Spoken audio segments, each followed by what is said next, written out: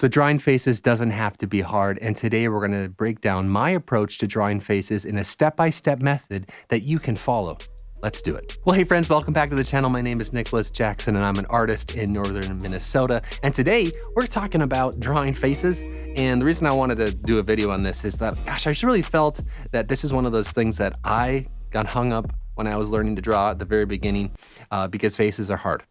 Drawing a person is hard. There's a lot of different methods on how we can draw faces. What I did is that I just kind of took a lot of those and kind of combined them into what works for me. That was fast, easy to remember, and that just ended up producing, my particular style. And so I'm gonna share that with you today in hopes that drawing faces won't be this huge hang up for you and that you can feel like you can draw and not be frustrated when you're drawing faces. All right, so let's head over to the drawing table and I will show you my approach to drawing faces. Let's do it.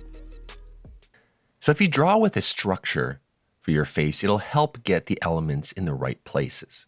So first I just start with a circle for the skull. I then bring some lines down the side and draw the jawline. So this is going to give us the general layout of the face in which we can build the rest of the eyes and nose and mouth on.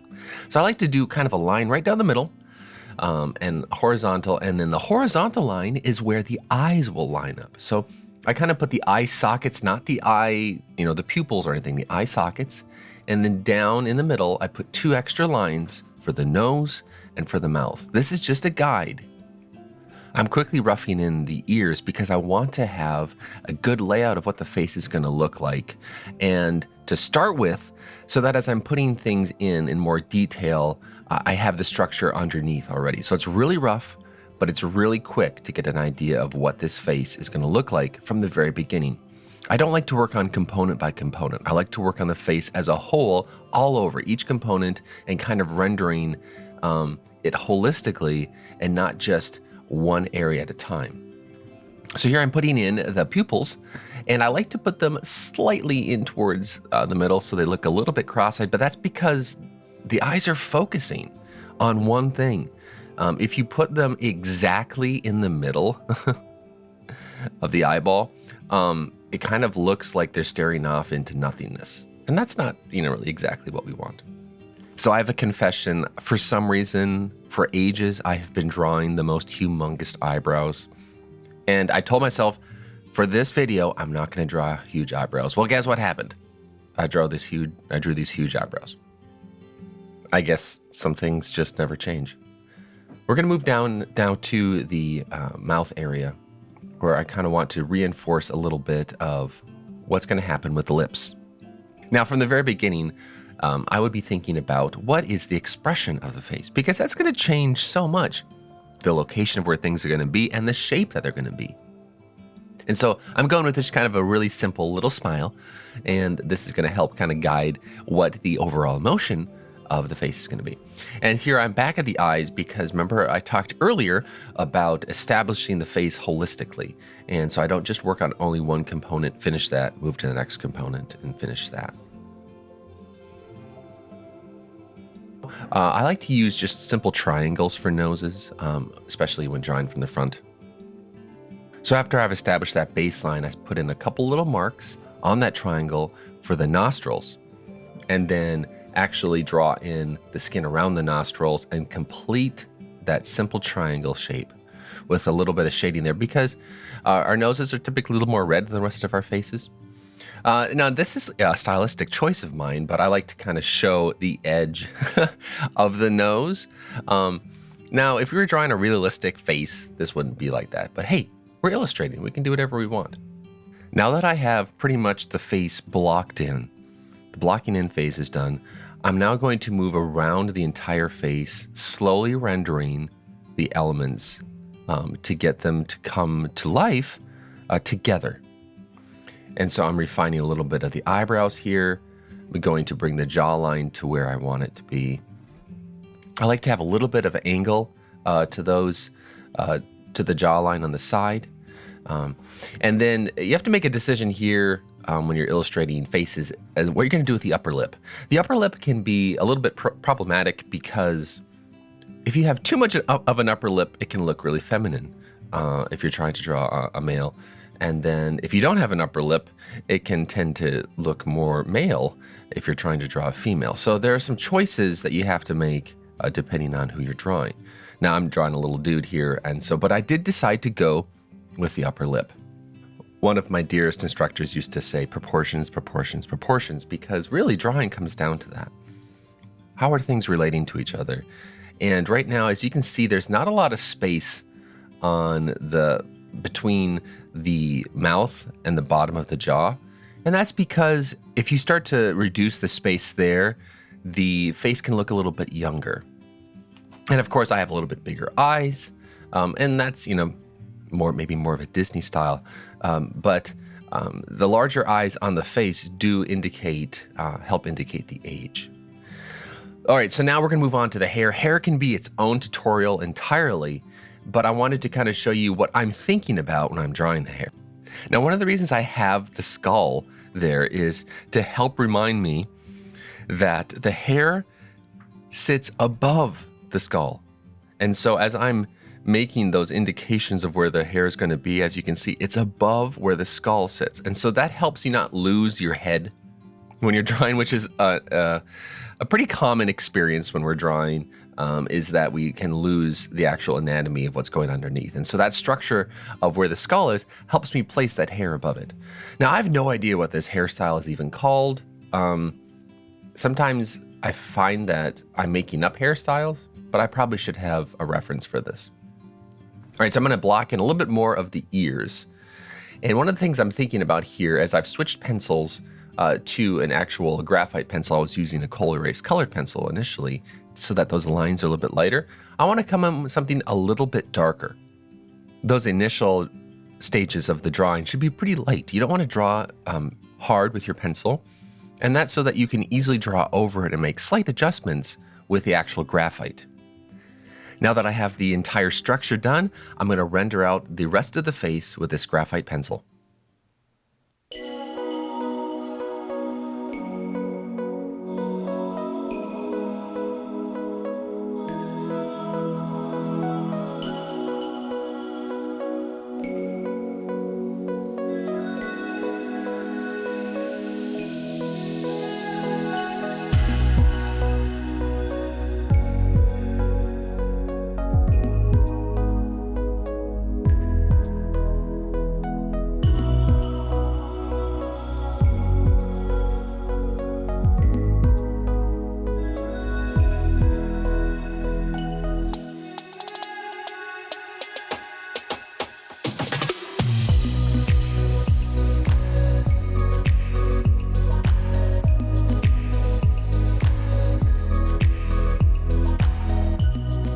All right, so there it is. There's my approach to drawing the front of a face. As you can see, I go from a structure, using a skull, a jawline, some horizontal line for the eyes, a vertical line to keep things going down the center of the face, and then a few notches for the mouth and nose. And then we build upon that.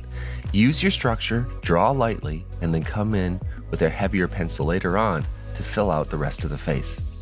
Alrighty, let's move on to the profile of the face, which I think is the most difficult. So as we're drawing these faces, remember that the proportions of the elements of the face are going to be stylized. It's my style. It's how I end up drawing. If I was drawing realistic, the profile would look very, very different for this. But as you can see, I do start with the skull shape and the jawline like I typically do, along with a horizontal line where it's going to help me with the ears, position of the ears.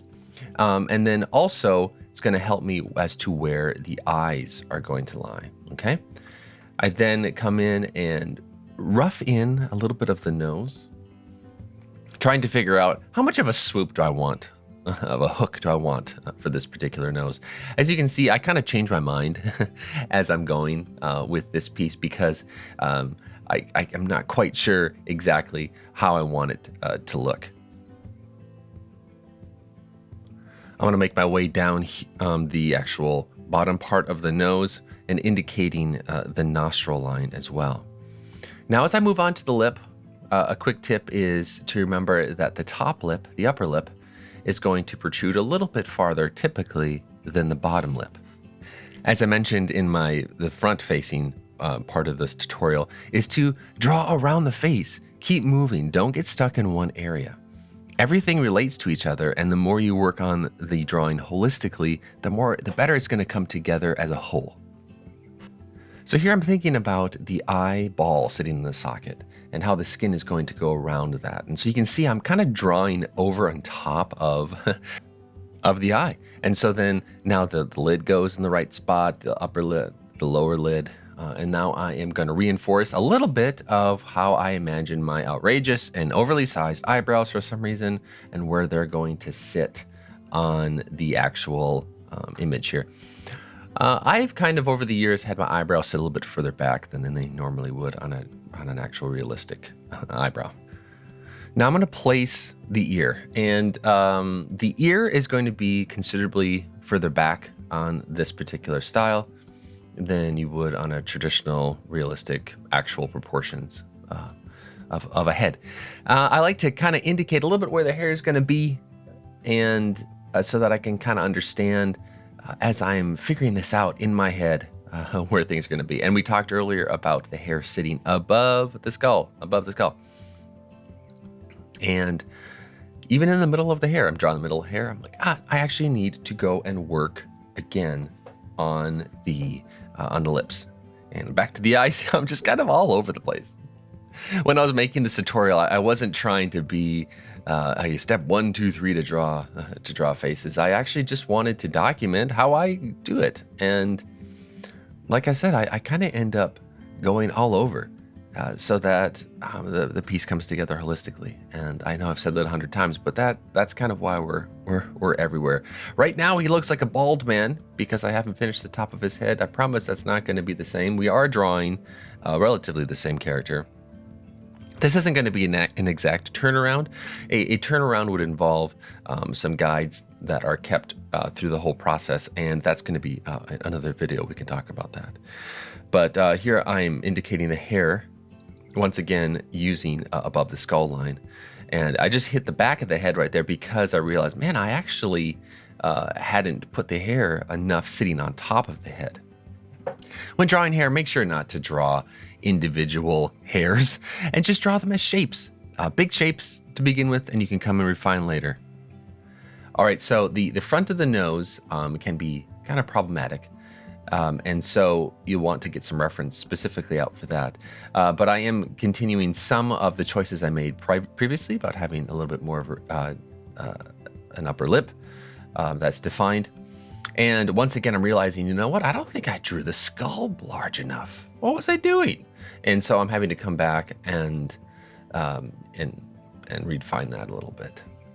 When drawing a profile, you do kind of want to indicate the upper lid in some capacity. And this will help show that there is an eyeball there and that the skin is going around the eyeball. When drawing the nose, it's really a good idea to get a little bit of shading under the nose to show the value structure a little bit initially. And that will help give shape and value to what you're working on. So as you can see, I have my Kneaded Eraser here, always friendly and nearby. And that's because I love how this eraser picks up the lines that I put down so I can easily make changes. I have a whole video about the Kneaded Eraser and why you need one. Check that out.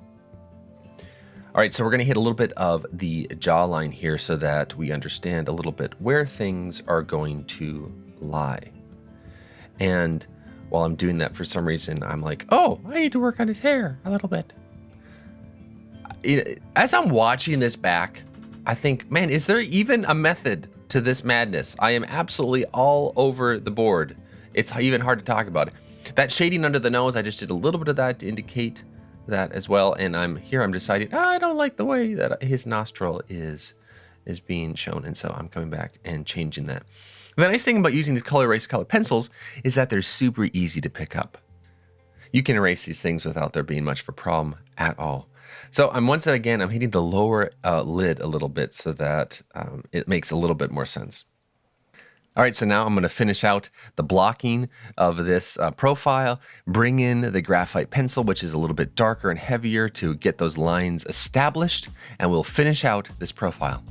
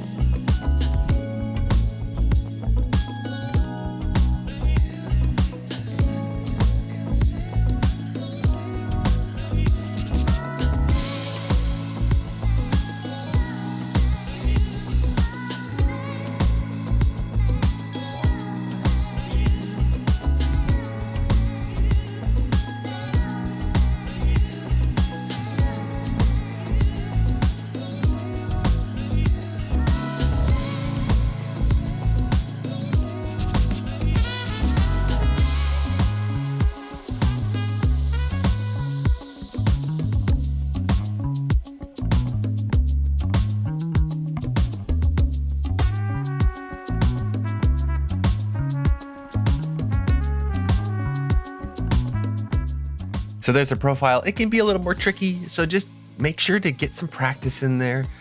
Don't fret. Don't worry if it doesn't look right the first time. It's going to take some practice. You're going to get it, I promise.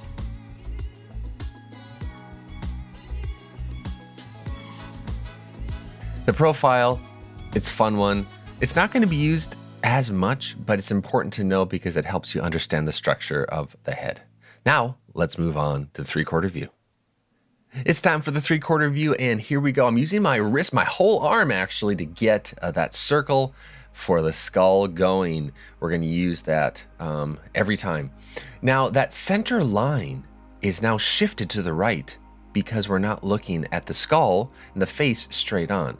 Horizontal line stays the same, but everything's kind of shifting around the face a little bit. And so I like to kind of get things moving around a circle. As you can see with the eyes, there's one that's basically a circle, the other one that's kind of squished because it's in perspective. So that right eye is going to be in perspective, as well as the eyebrow is not going to be full on. You can't see the whole thing in a quarter view. All right. And so it's important that you think of things moving around the side of an object, a three-dimensional object. And so we get that classic hook of the nose, and that is going to be followed by some nostrils and that basic kind of triangle shape that we've talked about. And I want to make sure that it's fitting correctly on the face. And as I move on to the cheek, I'm trying to figure how is my lines representing something in space. And I'm going to head and put in the lips using kind of the same techniques that I did before with the upper lip. I've established that's what I'm going to do. I do go ahead and put the pupils in initially because, well, the irises, I should say, because it's going to be important to see where those land so that I can get the skin and the eyelids for both the upper eyelid and the lower eyelid in the right spot. Now the hair is going to work pretty much the same way, where I want to draw large shapes for the hair, not individual hairs, and it does sit on top of the skull. And so as I'm drawing, I'm using my skull as a guide for that. And it's going to tuck just a little bit behind the back ear. You'll be able to see a little bit of the hair as it goes around there. But as you can see, it's just a few strokes and I get the hair because I'm drawing them as shapes. Once again, I'm using my secret weapon, the Kneaded Eraser, to get in there and redefine the nose a little bit. I wasn't happy with it. It was a little bit too big, but that's why you were working around the face and all the components, because proportions are how things relate to each other. And so you may have to make adjustments as you're going to get the product and final result that you're looking for. When drawing faces, just remember to relax, have fun, enjoy the process. Maybe have some reference out so that you can have something to go on. It's hard to always just draw from your imagination, and especially when you're starting out, it's really helpful to get something in the catalog of your brain, of your drawing brain, so that you understand where things are going to be at. Now that I have the structure down, I'm moving on to the graphite pencil. This is a general's pencil, which is amazing. It can be very, very dark, depending on how hard to push. And even just with a light touch, I can get a nice thick line with it, which I really like. You'll see me kind of pop in from time to time to sharpen my pencil. I think it's important that you have a sharp pencil at all times. Don't wait for it to get dull.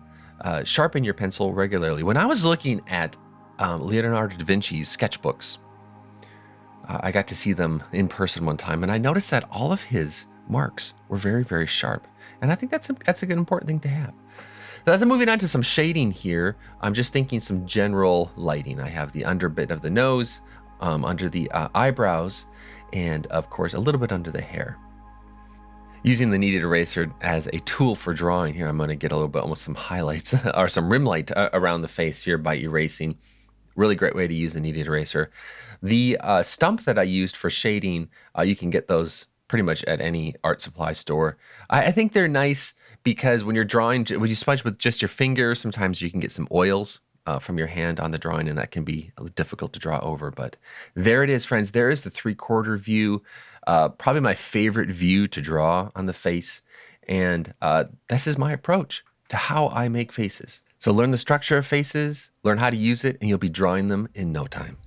There it is. There's my method of drawing faces. You can totally do this. Don't be discouraged if it doesn't turn out the first time. It's just gonna take a lot of practice as you kind of figure out what's the best way for you to draw faces. And certainly don't let the difficulties in drawing faces be the reason that you stop drawing. It's just gonna take a lot of practice. So drawing is something that I'm going to enjoy the rest of my life as long as my hands work. I mean, it is a lifelong pleasure and hobby that we have. And I want you to be able to enjoy that as well. And that's part of the reason why I have this channel, and that's why I did this video today, so that you can get an idea of what it takes to draw something that's maybe considered a little bit more difficult. And I know that it can be discouraging. I know that drawing can be discouraging, where you're not getting what you want when you put down a mark. It's just not like, I've been there, I still do it, or I draw, and I'm just like, that's the worst. How could it get any worse than this? And I'll make a mark, and I just want to erase it. Make another mark, and I want to erase that one. It can be really frustrating. And so I'm here to tell you today to keep going, push on, you can do it. The most important thing is that you're just drawing every day. Draw, draw, draw, draw. And the more you draw, the more you will develop your style, and the easier it will get to draw hard things like faces and the human body. If you're interested, I have a whole video about developing your style as an artist. Make sure to check that out, as I think it's got some really interesting and helpful information that will get you to your next step in developing your own style as an artist. So here's a little bonus tip. I used to draw people while I was at the pub, kind of without them knowing. I know it's a little creepy. I probably shouldn't do that, but when I'd go to the pub, I would just see all sorts of different shapes and sizes and of faces, and I couldn't help but draw them. And this was really helpful to kind of begin to get that catalog of different faces inside your head. So when you're out and about, when you're in the park, and if someone's sitting next to you and you're not gonna creep them out, don't creep out people, just draw them, because that will help. Every time you draw somebody new, you're trying to figure out, okay, how do I take their face and put it onto paper? So know today that you are super valuable and that you are loved. We'll see you in the next video, friends.